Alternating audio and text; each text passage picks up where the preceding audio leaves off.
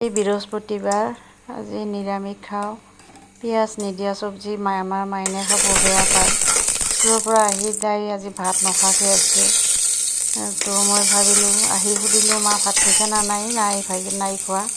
তো ভাত নাখালে বেয়া লাগে না, তাই ভাত নাখালে আৰু কি কৰিম আৰু এতিয়া বেলেগ বস্তুও নাখায়। সেইকাৰণে ভাবিলোঁ অকণমান তাইৰ কাৰণে অকণমান পোলাও বনাই দিওঁ আৰু এতিয়া ভালকৈ বনাব নাজানো, তথাপিও ট্ৰাই কৰি আছোঁ।